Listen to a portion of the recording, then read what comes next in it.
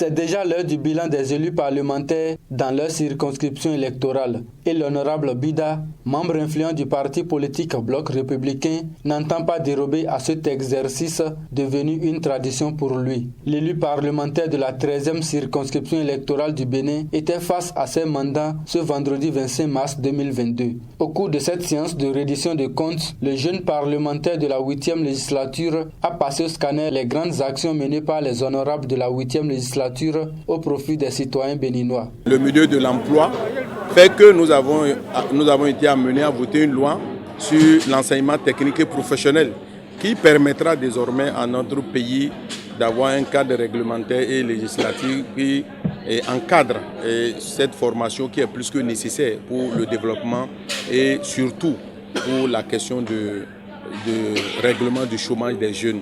Également, nous avons eu au plan institutionnel et politique à opérer des réformes les plus importantes.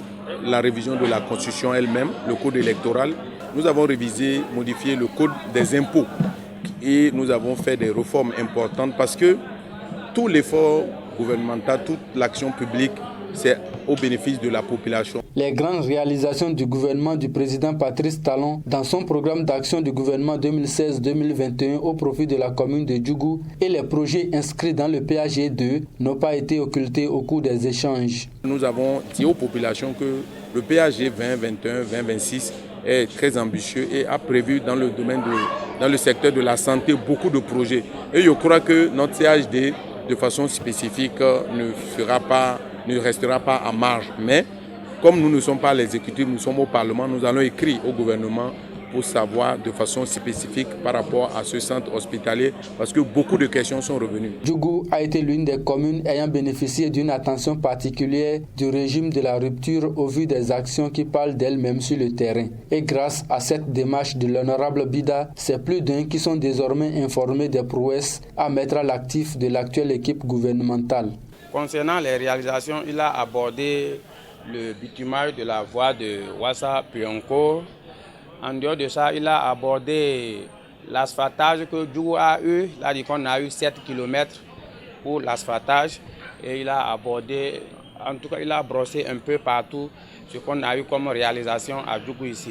Nous sommes très contents, surtout moi. Si on m'appelle, on dit, Nourana viens, Bida viens là, on est tous contents.